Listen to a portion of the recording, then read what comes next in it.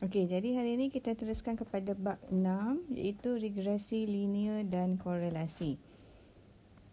Okey, bab yang penting juga untuk biostatistik.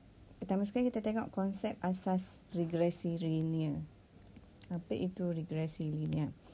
Okey, model regresi mudah adalah satu persamaan bermatematik yang memerlihatkan hubungan di antara dua pemboleh ubah, iaitu satu pemboleh ubah bersandar dan lagi satu pemboleh ubah tak bersandar. Biasanya pemboleh ubah bersandar ni kita tandakan sebagai Y dan pemboleh ubah tak bersandar sebagai X. Maksudnya di sini nilai X adalah bergantung kepada nilai Y. Pemboleh ubah bersandar adalah pemboleh ubah yang nilainya ditentukan oleh nilai pemboleh ubah tak bersandar dalam model tersebut. Okey, kalau tak bersandar maksudnya nilai dia tidak bergantung kepada pemboleh ubah lain lah.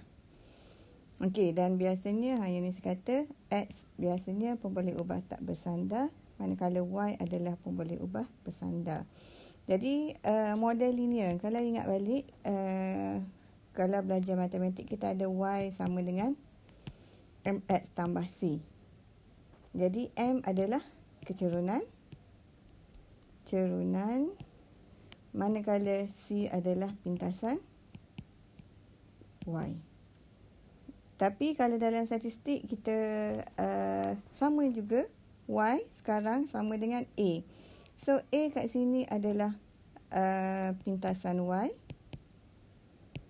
manakala B adalah dia punya kecerunan ataupun awak panggil gradient ataupun slope of the line. Okey, jadi kita akan ada satu garis lurus macam ni, Y sama dengan A plus BX. Okey, di mana B kecerunan dan A adalah pintasan pada paksi Y. Okey, apa itu kaedah kuasa dua terkecil? Maksudnya bila kita diberikan satu set data berpasangan, kita ada data XY, XI, YI, X1, Y1, X2, Y2, X3, Y3, X4, Y4, X5, Y5 sehinggalah X6, Y6.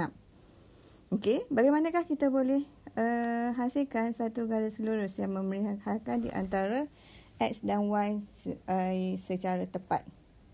Okey, kalau kita tengok kat sini ada dua line kan. Awak rasa line yang pertama ataupun line yang kedua yang secara tepat?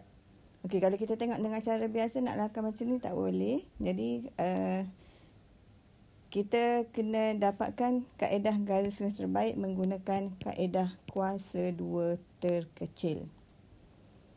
Dengan menggunakan kaedah kuasa dua terkecil, kita akan dapat model regresi anggaran diberi oleh Y hat equal to beta naught plus beta 1 X. Di mana ingat balik, okey, so beta 1 sekarang merupakan kecerunan garis,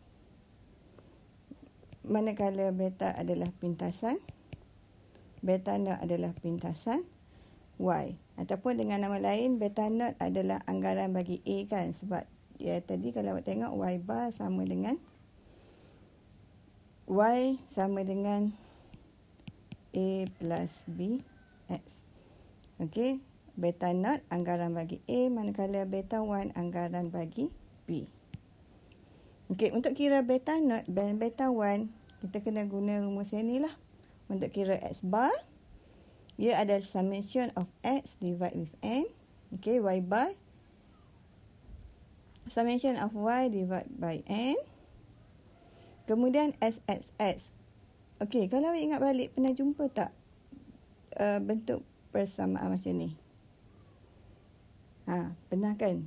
Untuk kita cari apa? Untuk awak cari variance. S kuasa 2 sama dengan summation of X kuasa 2 minus summation of X square over N per N tolak 1. So, kita akan dapat variance sample.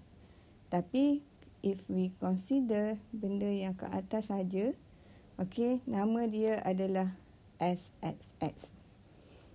Sama juga kalau SYY, maksudnya tempat X kita gantikan dengan Y. So, untuk SYY, Ini formula dia. Dan kalau SXY, maksudnya summation of X multiply with Y minus summation of X multiply with summation of Y divide with N. Jangan risau, dalam exam nanti memang semua rumus akan diberikan. So, you must know how to use the formula that are given. Okay. Jadi, kita daripada sini kita boleh kira beta 1 adalah SXY bahagi dengan SXX. Manakala beta 0 adalah Y bar tolak beta X bar. Jadi, dah dapat yang ni, kita akan dapatlah persamaan garis regression adalah beta 0 plus beta 1 X. So, kita gantikan nilai ni ke sini dan nilai ni ke dalam ni. So, kita akan dapat persamaan garis regression. Okey, apa tujuan persamaan garis regression adalah untuk kita buat ramalan. Daripada model regression yang kita ada, kita boleh buat ramaikan nilai Y apabila kita tahu nilai bagi X. Okey, jadi dalam contoh seterusnya kita akan tengok macam mana nak bina persamaan garis regression dan juga untuk membuat ramalan.